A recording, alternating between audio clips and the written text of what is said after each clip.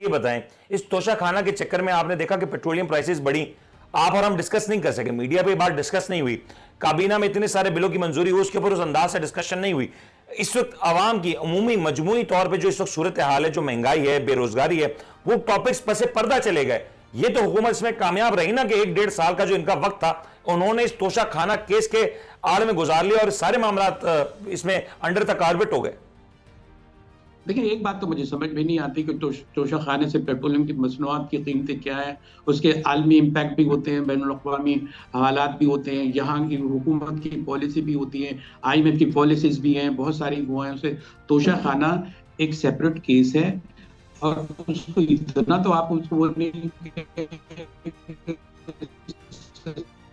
मईशत खराब हो गई, पीछे कहा जाते हैं बहुत, हम 10-20 साल पीछे नहीं जा रहे हैं, हम 4 साल पीछे चले जाते हैं, वहां भी यही सूरत हाल देखने में आई है। ये जो चीजें अब रहा, ये केस क्या है, केस तो कोर्ट में है ना। कोर्ट का मतलब क्या है कि वो फैसला तलब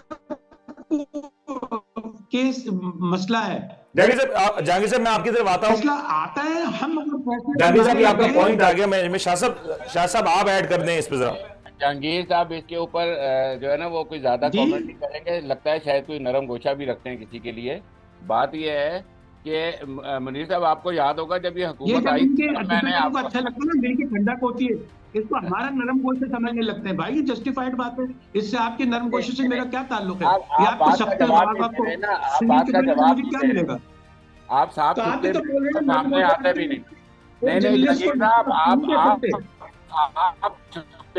आप अपना जुमला मुकम्मल कर लें। शाह साहब, जहांगीर साहब जस्टिफाइड करें, जहांगीर साहब मैं आपकी तरफ आता हूं, पहले तो उसका अनाउंस करें आप कि आप पार्टी नुमाइंदगी उसकी पे बात करें, या आप जो है तज़िये के देने की। जहांगीर साहब मैं आपकी तरफ आता हूं, मुझे शाह साहब आपका कमेंट लेना है। बात कर लें, आप हक़ाइक़ पे तो बात कर लें। क्या आप हकीकत बोलिए जो आपके लिए हकीकत है, जो मैं बोल रहा हूँ वही हकीकत है। अरे जज काय के लिए बैठे हैं, कोर्ट काय के लिए, उसको होने तो दे ट्रायल। जहांगीर साहब मैं आपकी तरफ आता हूं। जहांगीर साहब, आपके कोर्ट की बात नहीं हो रही है, जो मुनीर साहब एक क्वेश्चन कर रहे हैं उसका जवाब आप देना नहीं चाह रहे ना, तो आप इस तरह की बात कर रहे हैं। अब आप मेरी बात सुने कि मैं उस सवाल का मैं क्या जवाब दे रहा हूँ। यार सारे जवाब आपसे ज्यादा क्लियर बातें कर रहा हूँ मैं किसी के आप फेवर में नहीं जा हमेशा रहा, आप मैं किसी हमेशा बॉक्स में बंद नहीं हूँ।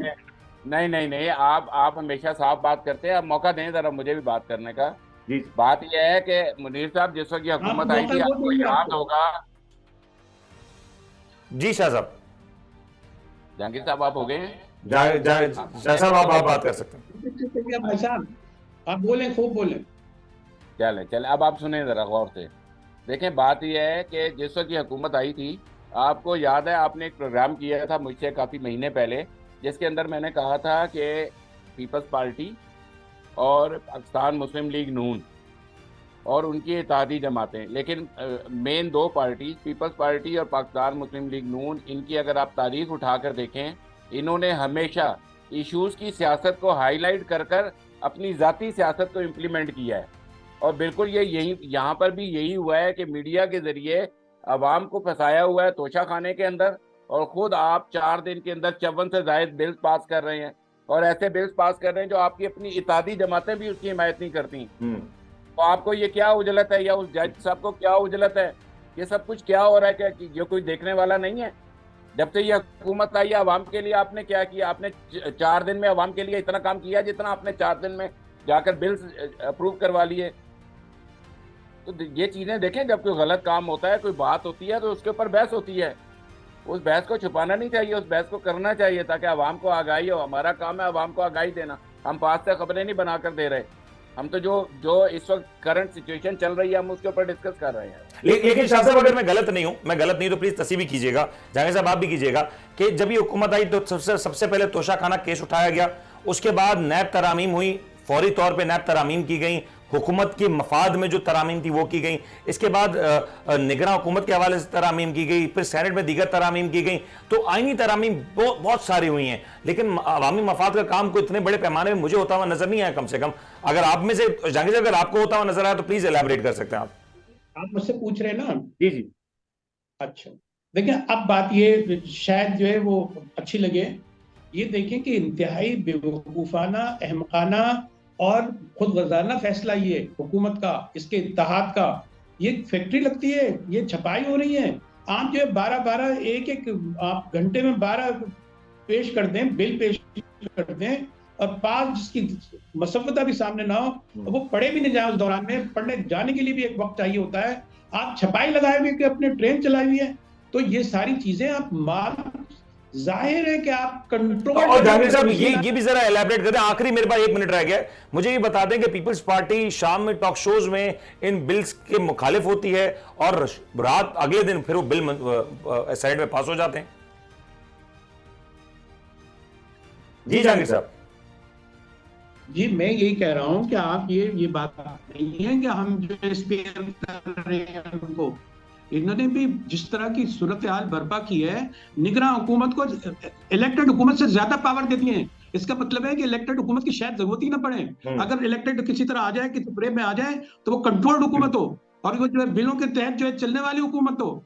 ये शाह साहब लास्ट एक शॉर्ट कमेंट, आपको लगता है कि पीपल्स पार्टी जो शाम में इन तमाम तर बिल्स की मुखालफत करती है, वो सुबह क्यों इसके ऊपर एंडोर्समेंट कर देती है? Last 30 seconds. मैं हमेशा की तरह पाकिस्तान में 2 किस्म की सियासत हुई है। एक सियासत वो होती है, लेकिन आप मुझे बोलने दें यार, आपको बोलने दें। वो मुझसे बात कर रहे हैं ना, आप बीच में फिर दोबारा बोल रहे हैं। आपको टाइम मिल गया जहांगीर साहब। सर शाह साहब लास्ट 30 सेकंड। शाह साहब आप मुझे अपने मिजाज पे न करके। जहांगीर साहब आप पता नहीं क्यों जब से इस हुकूमत के जाने का टाइम हो रहा है, आपका मिजाज थोड़ा सा बरम ही लग रहा है। सर मेरे पास प्रोग्राम का वक्त अपने इख्तिताम पर पहुंचा है। आप दोनों मेहमानों का शुक्रिया अदा करेंगे कि